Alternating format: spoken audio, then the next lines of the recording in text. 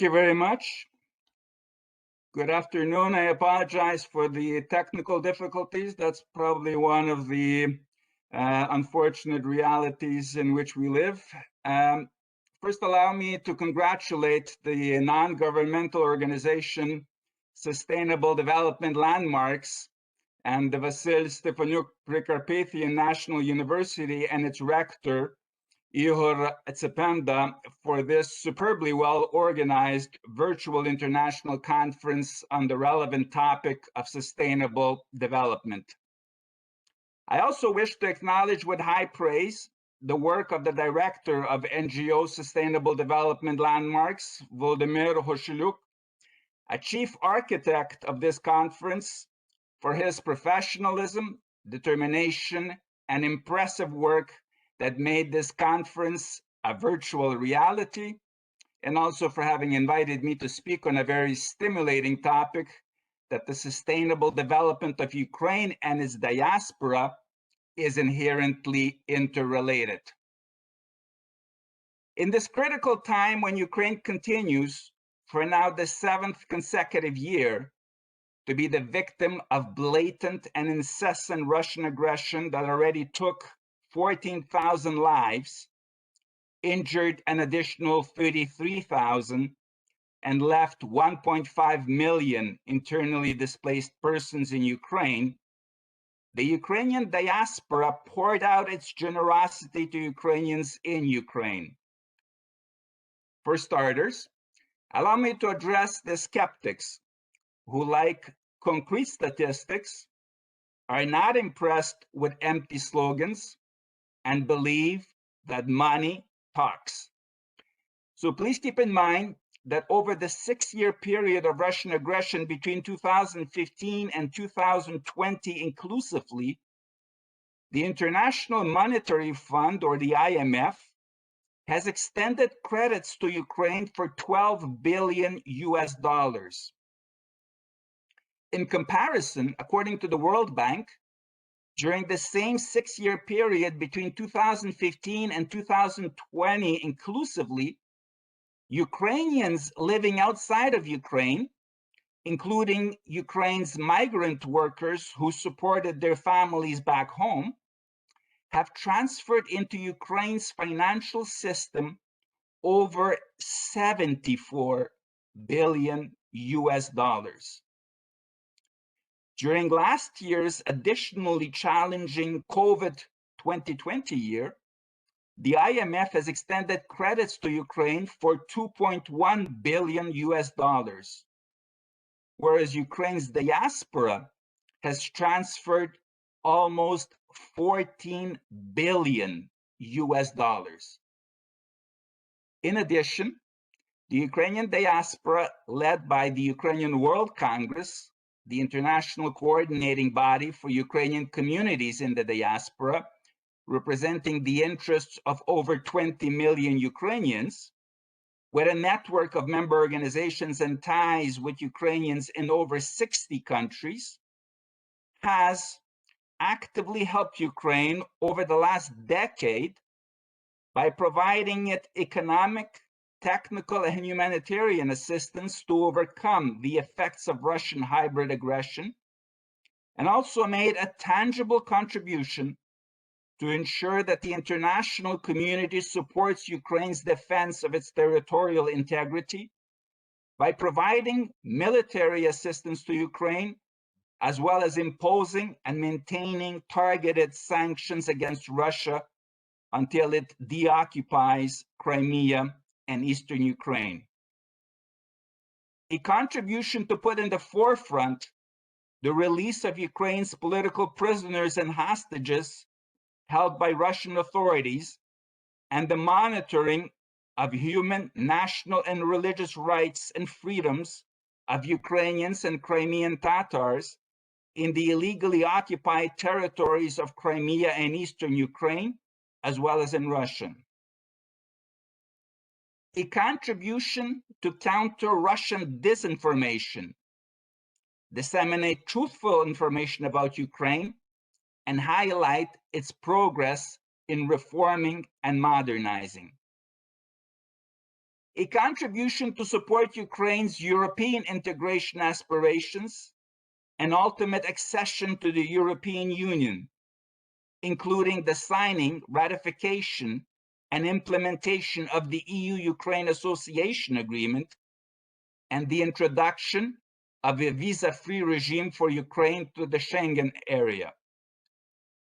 As a result of these European integration achievements, the European Union is today Ukraine's biggest trade partner, with the total trade between Ukraine and the European Union representing almost 41% of Ukraine's total trade with the world. A contribution to support Ukraine's Euro-Atlantic course and Ukraine's ultimate accession to NATO. A contribution to promote the importance of obtaining the Thomas of Autocephaly of the Orthodox Church of Ukraine, and ultimately the recognition of the patriarchal status for both the Orthodox Church of Ukraine and the Ukrainian Greek Catholic Church. A contribution to have the Holodomor recognized as a genocide of the Ukrainian people, which over 15 countries have now formally done. And a tangible contribution to monitor presidential and parliamentary elections in Ukraine. For those who wonder whether I did not exaggerate, please note that for all of this work, in July 2019, the Prosecutor General and the Ministry of Justice of the Russian Federation declared the Ukrainian World Congress to be a non-desirable organization that constitutes, and I quote, a threat to the constitutional order and security of the Russian Federation. The Ukrainian World Congress is challenging that before the Russian courts and will ultimately challenge it before the European Court of Human Rights. Ukraine has also contributed considerably to the well-being of the Ukrainian diaspora since Ukraine gained its independence in 1991. Indeed, Ukraine regained in 1991 its role of being the fountain of Ukrainianism, from which Ukrainians in the diaspora strengthen their Ukrainian identity.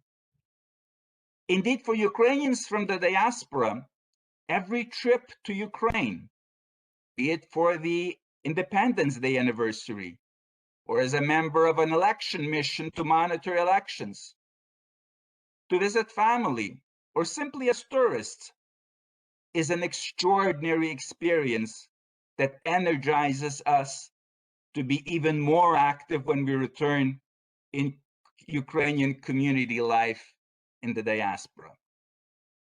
Ukraine also provides cultural, educational, and entertainment material that Ukrainians in the diaspora enjoy and that helps us preserve our Ukrainian identity. Our cultural lives are greatly enriched by different choirs and dancing ensembles from Ukraine that tour the cities where we live. The latest wave of Ukrainian immigrants help us preserve our Ukrainian language and culture, as they are very often the priests in our Ukrainian churches, teachers in our Ukrainian schools, cultural directors of our Ukrainian choirs and dancing ensembles, Ukrainian TV and radio hosts, and active members in our Ukrainian organizations.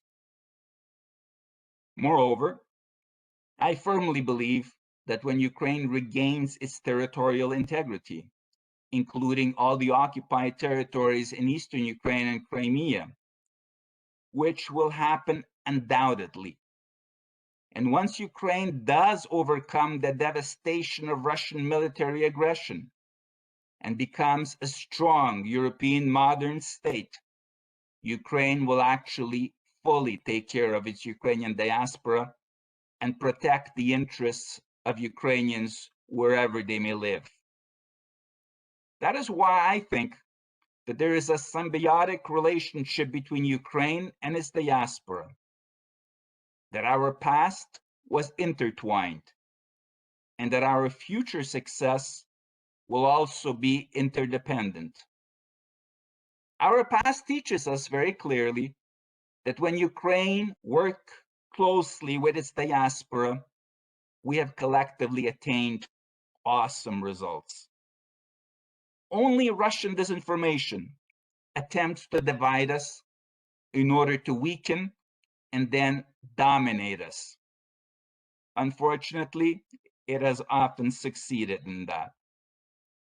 It is therefore incumbent on all of us to learn those lessons of history, to emphasize what unites us and minimize our differences, and to confront the future together as a powerful nation of 65 million Ukrainians. If we really care about the sustainable development of Ukraine, Ukrainians in Ukraine and Ukrainians in the diaspora must see each other first as Ukrainians. In this important year, when Ukraine will celebrate the 30th anniversary of its renewed independence, we must ensure that all Ukrainians, including those in the occupied territories in eastern Ukraine and Crimea, can soon enjoy Ukraine's independence. In order to get to that point, we all need to unite, concentrate our efforts to help Ukraine regain its territorial integrity, and then to preserve it by becoming a strong, modern state with full membership rights in both NATO and the European Union. This combination will ultimately ensure the sustainable development of Ukraine and the Ukrainian diaspora, which is obviously in the best interests of Ukrainians worldwide.